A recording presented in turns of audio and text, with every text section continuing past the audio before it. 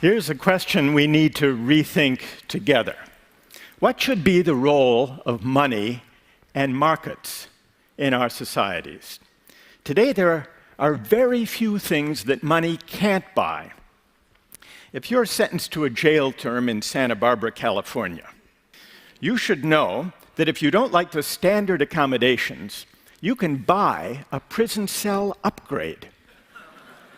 It's true. For how much, do you think? What would you guess?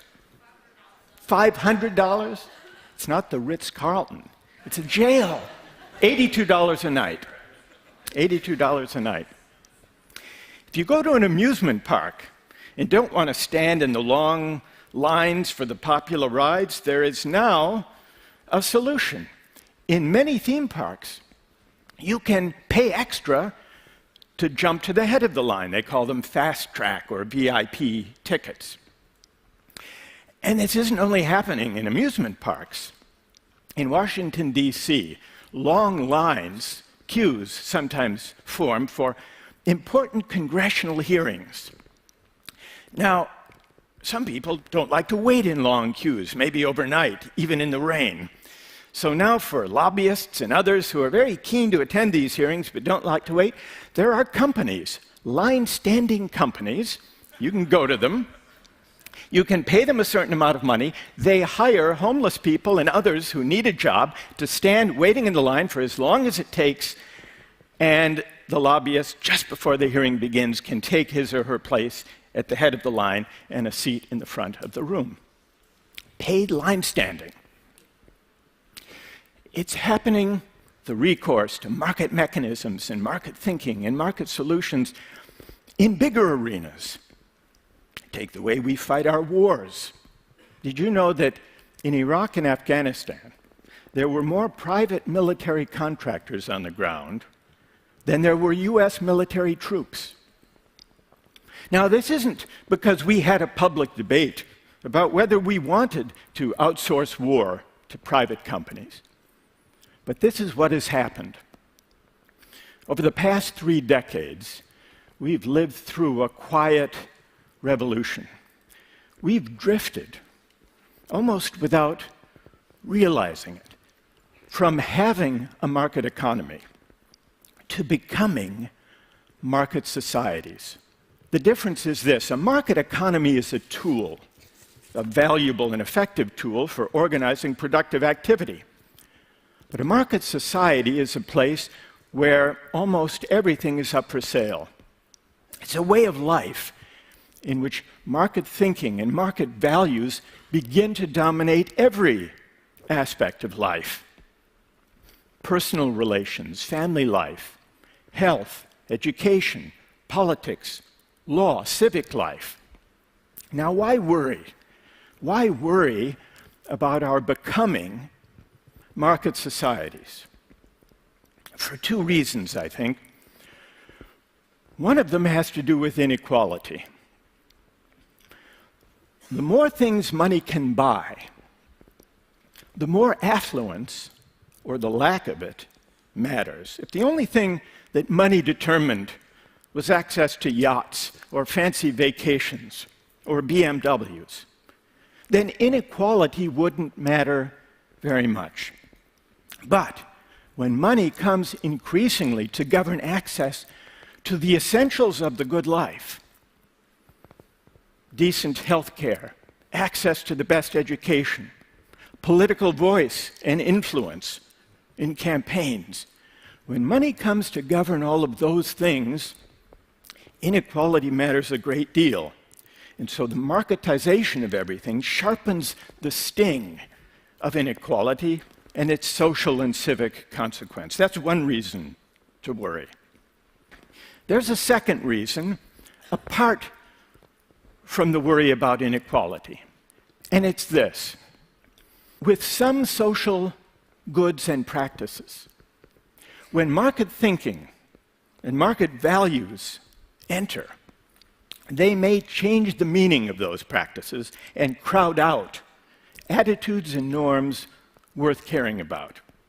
I'd like to take an example of a controversial use of a market mechanism, a cash incentive, and see what you think about it. many schools struggle with the challenge of motivating kids, especially kids from disadvantaged backgrounds, to study hard, to do well in school, to apply themselves. Some economists have proposed a market solution, offer cash incentives to kids for getting good grades or high test scores, or for reading books. They've tried this, actually. They've done some experiments in some major American cities, in New York, in Chicago, in Washington, D.C. They've tried this, offering $50 for an A, $35 for a B. In Dallas, Texas, they have a program that offers 8-year-olds $2 for each book they read. So let's see what some people are in favor, some people are opposed to this cash incentive to motivate achievement. Let's see what people here think about it. Imagine that you are the head of a major school system, and someone comes to you with this proposal, and let's say it's a foundation. They will provide the funds. You don't have to take it out of your budget. How many would be in favor, and how many would be opposed to giving it a try? Let's see by a show of hands. First, how many think it might at least be worth a try, see if it would work? Raise your hand. And how many would be opposed? How many would? So the majority here are opposed, but a sizable minority are in favor. Let's have a discussion. Let's start with those of you who object, who would rule it out even before trying. What would be your reason? Who will get our discussion started? Yes. Hello everyone, I'm Heike, and I think it just kills the intrinsic motivation. So in respect that children, that they would like to read, you just take this incentive away in just paying them, so it just changes behavior. Takes the intrinsic incentive away. Yeah. What is or should be the intrinsic motivation? Well, the intrinsic motivation should be to learn. To learn. To get to know the world. And then if you stop paying them, what happens then? Then they stop reading. Now, let's see if there's someone who thinks it's worth trying this. I'm Elizabeth Loftus, and you said worth a try, and so why not try it and do the experiment and measure things and measure. And what would you measure? You'd measure how many books they read and how many books they continued to read after you stopped paying them. Oh, after you stop paying. All right, what about that? To be frank, I just think this is, not to offend anyone, a very American way.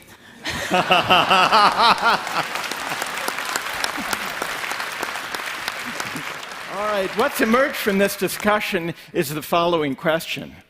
Will the cash incentive drive out or corrupt or crowd out the higher motivation, the intrinsic lesson that we hope to convey, which is to learn, to love, to learn, and to read for their own sakes? And people disagree about what the effect will be, but that seems to be the question, that somehow a market mechanism or a cash incentive teaches the wrong lesson. And if it does, what will become of these children later? I should tell you what's happened with these experiments. The Cash for Good Grades has had very mixed results. For the most part, has not resulted in higher grades. The $2 for each book did lead those kids to read more books. It also led them to read shorter books. But the real question is, what will become of these kids later? Will they have learned that reading is a chore, a form of piecework to be done for pay? That's the worry. Or may it lead them to read, maybe for the wrong reason initially, but then lead them to fall in love with reading for its own sake? Now, what even this brief debate brings out is something that many economists overlook. Economists often assume that markets are inert, that they do not touch or taint the goods they exchange. Market exchange, they assume, doesn't change the meaning or value of the goods being exchanged. This may be true enough if we're talking about material goods. If you sell me a flat-screen television or give me one as a gift, it will be the same good. It will work the same either way. But the same may not be true if we're talking about non-material goods and social practices, such as teaching and learning, or engaging together in civic life. In those domains, bringing market mechanisms and cash incentives may undermine or crowd out non-market values and attitudes worth caring about. Once we see that markets and commerce, when extended beyond the material domain, can change the character of the goods themselves, can change the meaning of the social practices, as in the example of teaching and learning, we have to ask where markets belong and where they don't, where they may actually undermine values and attitudes worth caring about. But to have this debate, we have to do something we're not very good at, and that is to reason together in public about the value and the meaning of the social practices we prize. From our bodies, to family life, to personal relations, to health, to teaching and learning, to civic life. Now, these are controversial questions, and so we tend to shrink from them. In fact, during the past 3 decades, when market reasoning and market thinking have gathered force and gained prestige, our public discourse during this time has become hollowed out, empty of larger moral meaning. For fear of disagreement, we shrink from these questions. But once we see that markets change the character of goods, we have to debate among ourselves these bigger questions about how to value goods. One of the most corrosive effects of putting a price on everything is on commonality, the sense that we are all in it together. Against the background of rising inequality, marketizing every aspect of life leads to a condition where those who are affluent and those who are of modest means increasingly live separate lives. We live and work and shop and play in different places. Our children go to different schools. This isn't good for democracy, nor is it a satisfying way to live, even for those of us who can afford to buy our way to the head of the line. Here's why. Democracy does not require perfect equality. But what it does require is that citizens share in a common life. What matters is that people of different social backgrounds, different walks of life, encounter one another, bump up against one another in the ordinary course of life. Because this is what teaches us to negotiate and to abide our differences. And this is how we come to care for the common good. And so in the end, the question of markets is not mainly an economic question. It's really a question of how we want to live together. Do we want a society where everything is up for sale? Or are there certain moral and civic goods that markets do not honor and money cannot buy? Thank you very much. Thank you.